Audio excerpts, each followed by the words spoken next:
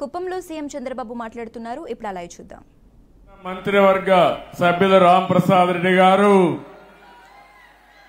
వేదిక పైన ఉన్నటువంటి నాయకులందరికీ, జిల్లా పార్టీ అధ్యక్షుడైనటువంటి వర్షం కూడా పడతా ఉంది, శుభ సూచకం. ఆగుతుందని ఆశిస్తున్నా, వరుణ దేవుడు మన మీటింగ్ ఎవరికి కరుణిస్తాడని ఆశిస్తున్నా. జిల్లా పార్టీ అధ్యక్షుడు నాని గారు నాకు ఆత్మ బంధువులు, నా కుటుంబ సభ్యులు. ఎప్పుడు కుప్పంలో ఉండే ప్రజానీకమైతే ఎన్నిసార్లు గెలిపించినా ఇంకా ఎక్కువ మెజార్టీతోనే గెలిపిస్తున్నారు. అలాంటి మీ అందరికీ పేరు పేరున మనస్ఫూర్తిగా నా అభినందనలు, మనస్ఫూర్తిగా ధన్యవాదాలు. కుప్పంలో ఉండే ప్రజలందరికీ శిరస్సు వంచి పాదాభివందనం చేస్తున్నాను. ఈరోజు ఇక్కడికి నేను వచ్చాను. చాలా ఎన్నికల్లో నేను పోటీ చేశాను. ఇది 9వ ఎమ్మెల్యే అయ్యాను. 9 సార్లు ఎమ్మెల్యే అయితే 8 సార్లు మన కుప్పం నుంచే ఎమ్మెల్యే అయ్యాను. తిరుగులేని మెజార్టీతో గెలిపించారు మీరు. నా మీద ఒక విశ్వాసం పెట్టుకున్నారు. నేను వచ్చినా రాకపోయినా ఎన్నికల్లో మేము అండగా ఉంటామని మీ నిజాయితీ నిరూపించారు. నాకు మళ్లీ జన్మ అనేది ఉంటే కుప్పం ముద్దు బిడ్డగానే పుడతాను, మీ సేవ కోసమే ఉంటాను. అలాంటి అరుదైన అనుభవం ఈ నియోజకవర్గం. ఈసారి ఎన్నికలు జరిగాయి. 164 మంది ఎమ్మెల్యేలు గెలిపించారు. వైఎస్ఆర్ కాంగ్రెస్ పార్టీని చిత్తుగా ఓడించారు. 11 సీట్లే గెలిచారు.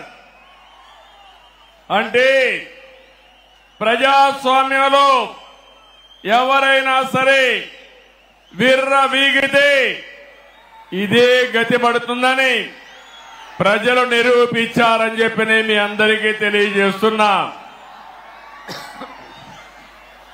ఎట్టు చేద్దాం? కాసేపు వెయిట్ చేద్దామా?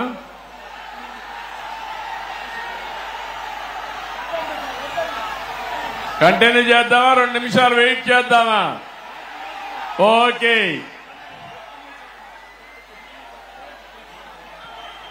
అలాంటిది మొన్న జరిగిన ఎన్నికల్లో ఒక హిస్టారికల్ ఎన్నికలు జరిగాయి. మన చిత్తూరు పార్లమెంటు చూస్తే 7 అసెంబ్లీలకు 7 గెలిపించి తిరుగులేని మెజారిటీ ఇచ్చారు మీరందరూ. రాష్ట్రంలో 25 పార్లమెంట్లో 20 పార్లమెంట్లో 7కు 7 గెలిపించారంటే ఇది ఒక చరిత్ర. 25 పార్లమెంట్లకి 21 పార్లమెంట్లు గెలిపించారు. ఈరోజు మీరందరూ ఒకసారి ఆలోచిస్తే ఈ యొక్క వైఎస్ఆర్ కాంగ్రెస్ పార్టీ ఒక అరాచక పార్టీ. అలాంటి పార్టీని ఇంటికి పంపించడానికి తెలుగుదేశం, జనసేన, బీజేపీ జట్టు కట్టాం. 4 పార్టీలు కలిసి పోరాడాం. ఎన్డీఏలో భాగస్వాములయ్యాం.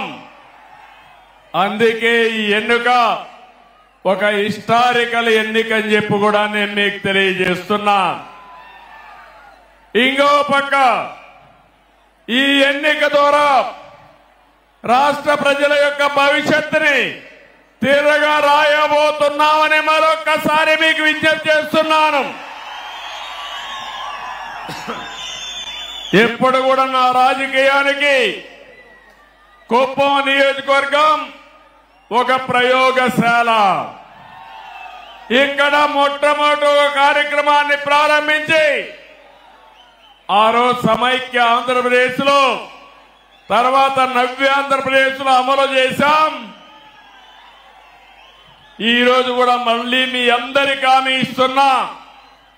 ఈసారి మీరు ఒక్కసారి ఆలోచిస్తే మనం ఎంపిక చేసిన ఎమ్మెల్యే అభ్యర్థులు చాలా బాగా చదువుకున్న అభ్యర్థులను పెట్టాం, యువతను తీసుకొచ్చాం, బడుగు బలహీన వర్గాలు తీసుకొచ్చాం, మహిళలకు ప్రాధాన్యత ఇచ్చాం. నిన్న కూడా మీరు చూస్తే నేను కేబినెట్ లో 17 మంది కొత్త వాళ్ళని మొదటిసారిగా మినిస్టర్లు చేసుకున్నాం. 7 మంది అయితే మొదటిసారి ఎమ్మెల్యేలు, మొదటిసారి మినిస్టర్లు. అందులో రామ్ ప్రసాద్ రెడ్డి రాజమన రాయచోటి నుంచి మొదటిసారి గెలిచాడు. మొదటిసారి ఎమ్మెల్యేనే కాకుండా మంత్రి చేశావంటే యువతకు తెలుగుదేశం పార్టీ ఇచ్చే ప్రాధాన్యతని మరొకసారి మీ అందరికీ విజ్ఞప్తి చేస్తున్నాను. ఇంకొక పక్క బడుగు బలహీన వర్గాలకు ప్రాధాన్యత ఇచ్చాం, సామాజిక న్యాయానికి పెద్దపీట వేశాం. కుప్పం నియోజకవర్గం ఉంది, నా సామాజిక వర్గం లేదు గాని ఈ వెనుకబడిన వర్గాలే నా సామాజిక వర్గం. 40 ఏళ్లుగా గెలిపిస్తున్నారు. అందుకే రాష్ట్రంలో 8 మంది కేబినెట్ మంత్రులుగా బీసీలను పెట్టాం. ఇది ఒక చరిత్ర.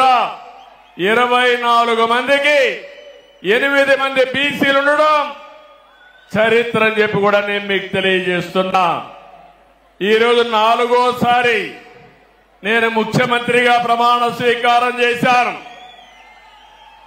ప్రమాణ స్వీకారం చేస్తానే పోలవరం పోయాను, అమరావతికి వెళ్ళాను, అసెంబ్లీ సమావేశాలు పెట్టుకున్నాం, కేబినెట్ సమావేశం పెట్టుకున్నాం. తర్వాత నాకు ప్రత్యక్ష దేవుళ్ళైన కుప్పం దేవుళ్ళని కలవడానికి ఇక్కడికి వచ్చాను. ఇక్కడి నుంచి ప్రజాక్షేత్రానికి వెళతాను.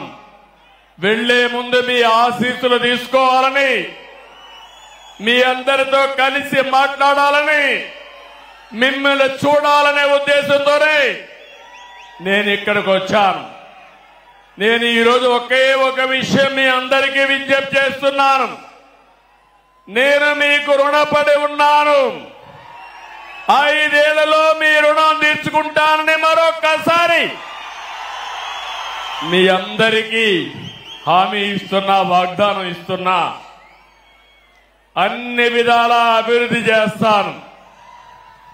భగవంతుడు నాకు ఎంత శక్తి ఇస్తే అంత శక్తిని ఉపయోగించి కుప్పాన్ని అగ్రస్థానంలో పెట్టడానికి ప్రయత్నం చేస్తాను. నా జీవితాశయం ఒకటే, పేదరికం లేని సమాజం, జీరో పావర్టీ.